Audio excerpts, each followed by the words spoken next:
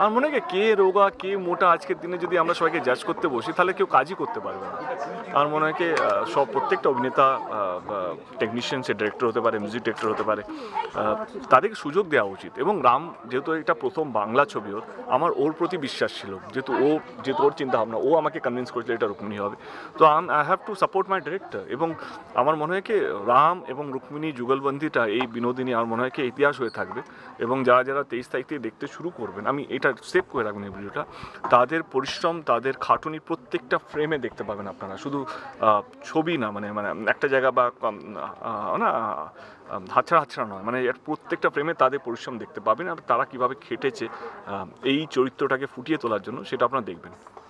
এবং প্রোডিউসার হিসেবে এই চ্যালেঞ্জটা কেন নিলে, মানে বিনোদিনী? আমার তো সবসময় ভালো লাগে, আমার মনে হয় নতুন কাজ, আমরা যারা আছি, এবার আমরা যদি এরকম ধরনের ছবিকে সাপোর্ট না করি, আমার মনে হয় শুধু দেব এন্টারটেনমেন্ট শুধু টেক্কা বা খাদানের জন্য নয়। আমরা হবুচন্দ্র রাজা, হবুচন্দ্র মন্ত্রী প্রডিউস করেছি, আমরা অনেকগুলো ছবি out of the box produce করেছি, বাঘা যতীনের মতন ক্যারেক্টার, বা এখন রঘু ডাকাতের মতন ছবি।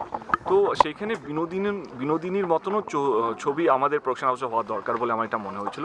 এবং আমি আই এম ভেরি প্রাউডকে বিনোদিনীর মতন ছবি আমরা প্রডিউস করেছি, এবং সেটা রিলিজ হতে চলেছে আর কয়েকদিনের মধ্যে। আমি দায়িত্ব নিয়ে বলছি, যারা প্রজাপতির দর্শক, বা যারা টেক্কার দর্শক, বা যারা খাদানের দর্শক, তারা প্লিজ আসুন, ছবিটা দেখুন, প্রত্যেকের ভালো লাগবে। It's a film for everyone. কি আমার বক্তব্য হচ্ছে, নেগেটিভ নিয়ে না টাইম নষ্ট করে লাভ নেই। আমি তো এখানে বললাম এটা হিট হলে আরও বেশি পজিটিভ জিনিস আসবে, আরও বেশি ছবি এরকম ধরনের হবে। তো আমি let's think about the positive side of the story, না কে আমার মনে হয় বিনোদিনী চললে আরও অনেক অভিনেত্রী আছে যারা অনেক বেশি ট্যালেন্টেড, তারা হয়তো নারী সাবজেক্ট আছে, স্ক্রিপ্ট আছে, আমি জানি সেরকম 2-3টে, তাদের শুটিং শুরু করে বন্ধ করে দেওয়া হয়েছে, কারণ উমেন ওরিয়েন্টেড ছবি। তো সেই জায়গা থেকে যেই প্রডিউসাররা ভয় পাচ্ছিল, তারাও সাহস পাবে। আজকে কমার্শিয়াল ছবি নিয়ে আলোচনা হচ্ছে, যারা মাস কমার্শিয়াল ছবি বানাতে ভয় পাচ্ছিল, আজকে খাদিন দেখার পর অনেকগুলো ছবি যেই স্ক্রিপ্টগুলো বাক্সর মধ্যে বন্ধ হয়েছিল, সেই স্ক্রিপ্টগুলো আস্তে আস্তে বেরোচ্ছে। তো আমার মনে হয় একটা ট্রেন্ড সেট করতে গেলে this is the process, and I am very sure Binodini সেই ট্রেন্ডটা সেট করতে পারবে, এবং বিনোদিনী কোথাও দর্শক যারা হলে আসবে তাদের প্রত্যেকের ভালো লাগবে। কান্না গানটা দেখার পর অনেকেই বলেছিলেন, আজকে ট্রেলার দেখার পর আমরা দেখছি ওই যে লার্জার দ্যান লাইফ ফিলিং, যেটা সঞ্জয় লীলা বনসালির সাথে অনেকে তুলনা করছেন, এটা নিয়ে কি বলবেন? আমি রামকেও বলি, রাম পিছনেই আছে, we will not do compromise. যেটা আমি তখনও বলছিলাম হিরো ওরিয়েন্টেড ছবি, খাদানের মতন ছবি, যেখানে ক্যানভাসটা বড় হয়, যেখানে বাজেট থাকে, কিন্তু একটা হিরোইন ওরিয়েন্টেড ছবি আমরা ওই ক্যানভাসে ঢুকতেই চাই না, ভয় পাই রিকভারি হবে কিনা, মানে from the production point of view. যা চেয়েছিল 90% আমরা চেষ্টা করেছি সেটাকে দেওয়ার জন্য, এবং সেই জন্য আজকে ছবিটা ক্যানভাস হিসেবে বড় লাগছে। কেউ বলছে SLV সঞ্জয় লীলা বনসালির মতন লাগছে, কেউ বলছে এরকম ধরনের উমেন ওরিয়েন্টেড ছবি এত বড় ক্যানভাসে দেখিনি। তো আমার কোথাও মনে হয় দেব এন্টারটেনমেন্ট ভেঞ্চার্স সবসময় একটা বেঞ্চমার্ক সেট করে, যেটা খাদানের মতন কমার্শিয়াল ছবিকে আবার ব্যাক করানো হয়েছে, এবং আমার কোথাও যেন মনে হয় বিনোদিনীও মানুষের ভালো লাগবে। দেবদা, রুক্মিণীকে দেখে তোমার কি মনে হয়েছিল, মানে যখন ট্রেলারটা দেখলে? আমরা দেখে কিছু আমি ছবিটা দেখেছি, ছবিটা দেখার পরও আমার লাইক না আমার মনে হলো ওয়াও, মানে ব্রিলিয়েন্ট একটা ছবি হয়েছে। আমার মনে হয় Dev entertainment ventures one of the finest film you have produce. দেবদা, রুক্মিণী প্রত্যেকদিন শর্ট দিয়ে আসার পর কান্নাকাটি করতো, তুমিও কি তার মানে সেই বিষয়টা মানে কতটা দেখেছো বা কি? আমি জানি না, আমি তো 10 বছর ধরে দেখছি, সরি 11-12 হবে।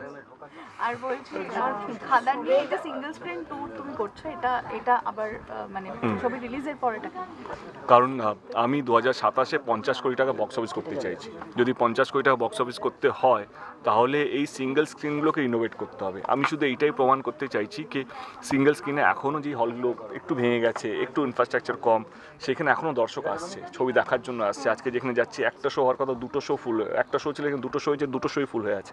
তার মানে দর্শক আছে ছবিটা দেখার জন্য। আমাদেরকে ইনফ্রাস্ট্রাকচারগুলো ঠিক করতে হবে। আমি যেমন কালকে যেখানে গেলাম, সেই হল বললো, সেই হলের মালিক আমাকে বললেন আপনি আসুন, কবে আসবেন বললেন, তার আগে হলটাকে ঠিক করে নেব।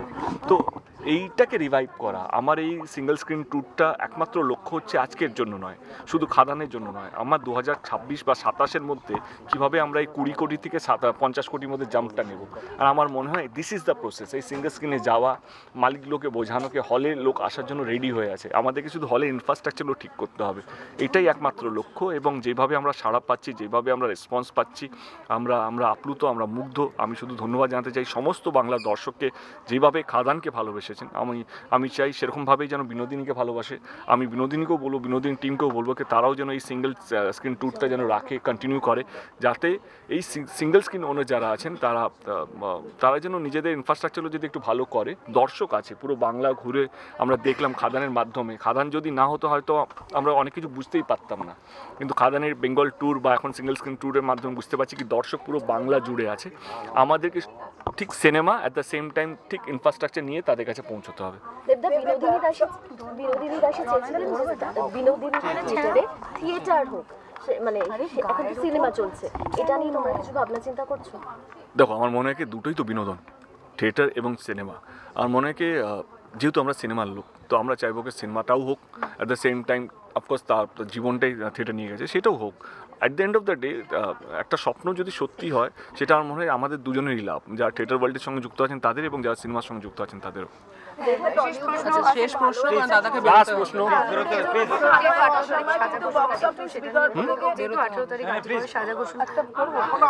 টলিউডের জন্য খুব ভালো একটা সময়, আরেকে বল। টলিউডের জন্য খুব ভালো একটা সময়, কিন্তু তবুও বক্স অফিস বিতর্ক থেকে ফ্যানদের নিয়ে যে বিতর্ক হচ্ছে টলিউডে ভাগাভাগি, এটা তুমি কিভাবে দেখছো? আমার কাছে টাইম কোথায় বল বাবু, এরপর থেকে আমি যাবো হল ভিজিটে। দেখো আমি নেগেটিভিটিকে খুব একটা নিয়ে ভাবি না, কারণ আমার মনে হয় দিনে যদি 90% অফ দ্য টাইম নেগেটিভ নিয়ে ভাবি, কে আমাকে নিয়ে কী বললো, কাকে নিয়ে কী, আমি সেই মানুষটাই নই। মানে আজকে তোমরাই জানো কে যখন খাদান রিলিজ হচ্ছিল, আমারই একটা বন্ধু কম ডিরেক্টর, সে বলেছিল বেশি যে খারাপ ছবি হয় সে তাকেই বেশি প্রমোশন করতাম, তাকেও জবাব দিইনি। আমার মনে হয় সে যেটা মানুষ আজকে এই যুগে যেইটা ইচ্ছে সেটা বলবেই, মানে আমি বা তুমি কেউ আটকাতে পারবে না। আমি কী করতে পারি? আমরা পরিশ্রম করতে পারি, আমরা মানুষের কাছে পৌঁছতে পারি, এইটাই আবেদন করতে পারি, প্লিজ খাদান দেখুন। আজকেও আমরা খাদান প্রমোশন করতে যাচ্ছি। আজকে আমার দায়িত্ব ছিল অ্যাজ এ প্রডিউসার, বিনোদিনী যেহেতু আমার একটা প্রোডাকশন আছে সেখানেও আমার কাজ করছি। অ্যাট দ্য সেম টাইম খাদান এখনও রমরমিয়ে চলছে, এখনও হাউসফুল যাচ্ছে, তো সেটাও যেন তার যেন খামতি না হয় সেটাও আমরা দেখছি। এর মাঝখানে কে কী বললো, কে কী বলছে, কে কী বলতে পারে, আমার কাছে ওই টাইমটা নেই। এবং আমি এটুকু চাই যে মানুষ যেন শান্তিতে থাকুক, বাংলা ছবি যেন উন্নতি হয়। আমরা একটা ছবি চলছে সেইটাকে নামানোর জন্য তাকে নিয়ে মানে কী করছে, কী করে তাকে টানা যায়, সেইটা নিয়ে যদি ব্যস্ত থাকি তাহলে কারো লাভ হবে না। আমি চেষ্টা করছি 2027-28-এর মধ্যে কীভাবে আমরা 50 কোটি বক্স অফিস করবো এই সিঙ্গেল স্ক্রিনে ঘুরে ঘুরে। তুমি আজকেও চলো যেখানে সিঙ্গেল স্ক্রিনে যাচ্ছি সেখানে 2টো শো হাউসফুল অলরেডি হয়ে আছে, মানুষ এখানে বসে আছে দেখার জন্য। এবং হলের যে কন্ডিশনটা খুব যে একটা ভালো বিশাল কিছু তা নয়, কিন্তু এমন একটা সিনেমা হল যেখানে আমি জানি এই এরিয়াতে দর্শক আছে, সেই দর্শকগুলোকে কীভাবে বাড়াবো, যে সিনেমা হলের মালিকগুলোকে কী করে বোঝাবো যে আপনারা একটু ইনফ্রাস্ট্রাকচার ঠিক করুন, একটু বসার জায়গা, একটু বাথরুম, একটু এসি লাগান, কারণ যেভাবে গরম বাড়ছে এই বছর প্রচুর গরম হবে। এই গরমের মধ্যে 2 ঘন্টা এসি ছাড়া, 2.5 ঘন্টা এসি ছাড়া থাকাটা সত্যি একটা টর্চার। তো এই ট্যুরের মাধ্যমে হল ওনারদেরকেও বোঝানো, অ্যাট দ্য সেম টাইম দর্শকদেরকেও বোঝানো কে আমরা প্রস্তুত ভালো ভালো ছবি নিয়ে আসতে। এবারে আপনারাও চলে আসুন এবং হল মালিকদেরকেও বোঝানো কি আপনার ইনফ্রাস্ট্রাকচার ঠিক থাকলে দর্শক এখনও এসছে তখনও আসবে। টলিউড ফোকাস কলকাতা চ্যানেলটি আপনাদের ভালো লেগে থাকলে লাইক করুন, সাবস্ক্রাইব করুন এবং আপনাদের পছন্দের ভিডিওটি অবশ্যই শেয়ার করুন। Tollywood focus Kolkata.